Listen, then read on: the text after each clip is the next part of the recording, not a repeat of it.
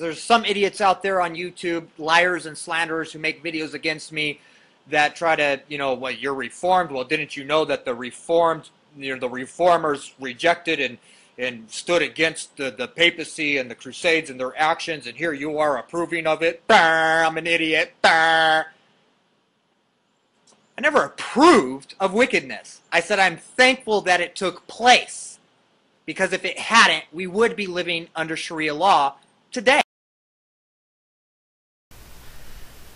That was 5 Point Baptist responding to a video I made in which I compared his claims on the Roman Catholic Crusades to the claims made by Dr. Robbins in his book Freedom and Capitalism.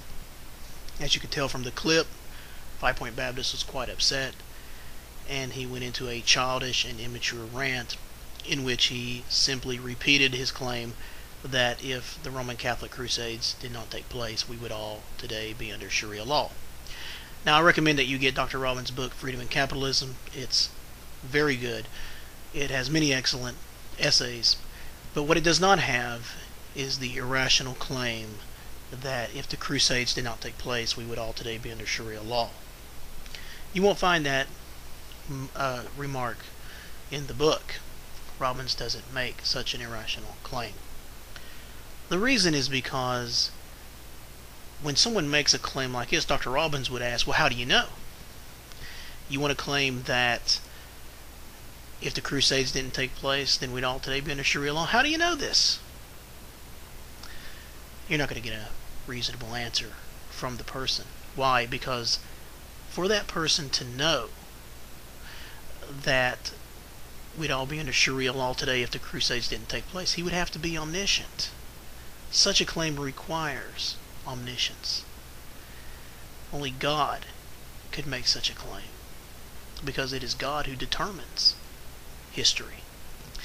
And 5 Point Baptist is not God. He's not omniscient. So we know he's begging the question. He's guilty of committing the informal logical fallacy of petitio principii.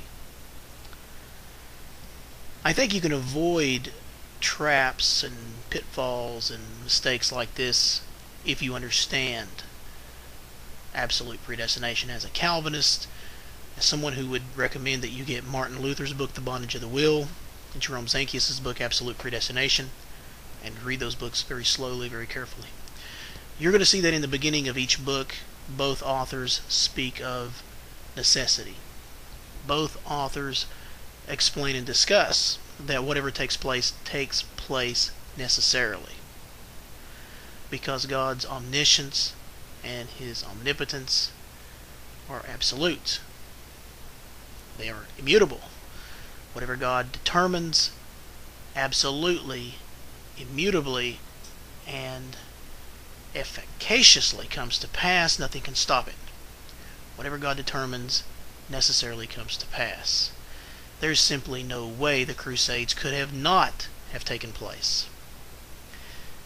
Trying to speculate on what would have happened if Christ didn't die for our sins is ridiculous, because God determined from eternity that He would die for our sins, the sins of the elect, and only them. It necessarily happened. No chance that it could not have happened. That's absolute predestination. And that's why we don't dive into buckets of speculation like an empiricist. But even from an empirical point of view, a constructivist or a strong empiricist point of view, the chances of guessing, and that's what it is, it's a conjecture, the chances of guessing what would have happened if event A didn't happen, chances of you getting that certainly correct, well, that's 1 over infinity. That's 0. You don't have a chance of getting that right. David Hume knew that. That's what he wrote about in his book An Inquiry Concerning Human Understanding. So let's hope people will study and consider absolute predestination in light of historiography and epistemology, and hopefully we won't see this mistake again.